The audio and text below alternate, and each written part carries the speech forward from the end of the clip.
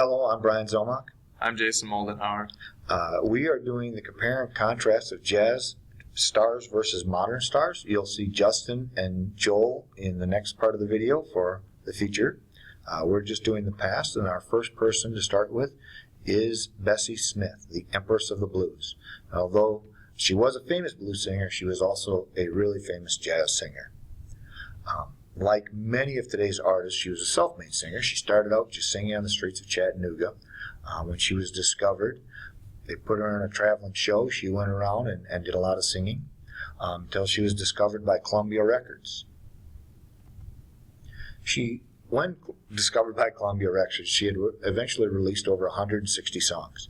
And her release of the song Downhearted Blues sold over 780,000 copies, which, if it weren't on just a two-sided LP, it would be considered going gold as a single. When she did sing for Columbia, what she did was she would get paid straight $200 per song, which is about $3,000 in today's dollars. So she'd go in, do a recording, get paid a flat fee, and she wouldn't receive any royalties for any of her songs. However, that was what really made her smart, because what she did is go in and put out as many songs with Columbia as she could, got paid her $200. Then she went back and started her own traveling show where people would listen to her songs, they would hear her albums, then they would go out to see her. And at the height of her traveling show, she made around $2,000 a week, which is right about $27,000, almost $28,000 a week in today's dollars. And over a year, she would have made almost $1.5 million, which certainly could rival some of today's singers. She did tons of collaborations. Much like today's singers, she liked to collaborate on music, and she worked with Fletcher Henderson, James B. Johnson, Coleman Hawkins, Don Redman, and Louis Armstrong. And her rendition of St. Louis Blues with Louis Armstrong is considered by most critics to be one of the finest recordings from the 1920s.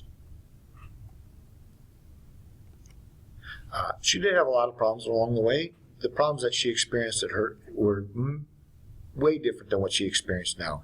Being a black artist in the South in 1920s, she couldn't get a hotel room, so she went and bought herself a train car and traveled around that way. She cooked, they slept in the train car, and her whole troupe would do that. She did have lots of demons, alcoholism, failed marriages. She had a lot of hanger-oners, family members that she paid for, and unfortunately on September 26, 1937, she died in a car accident at age 43. She was buried in an unmarked grave until 1970, when a daughter of one of her housekeepers and Janis Joplin found her grave and bought her a headstone. The next jazz performer we chose to do was Ella Fitzgerald.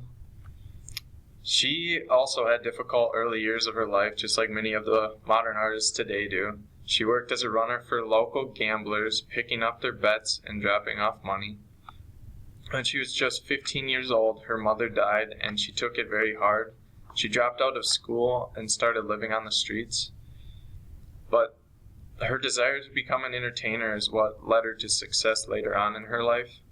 In 1934, at the age of 17, she competed in amateur night at the Apollo.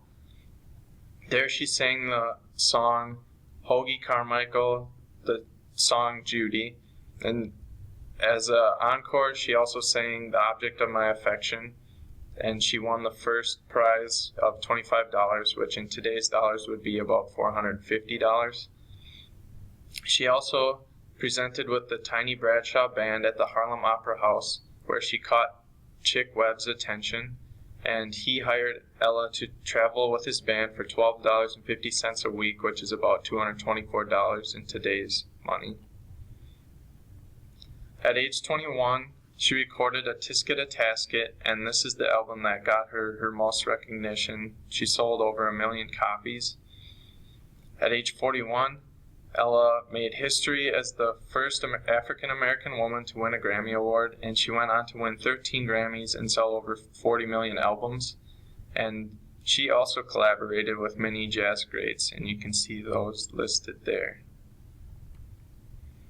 So the jazz artists are similar to today's artists, as they had difficult beginnings, diverse audiences, both rich and poor, made up of all races, religions, nationalities, and they also had many collaborations. And in ways they were different from today's artists is, as black artists, they both face difficulties that aren't as prevalent today.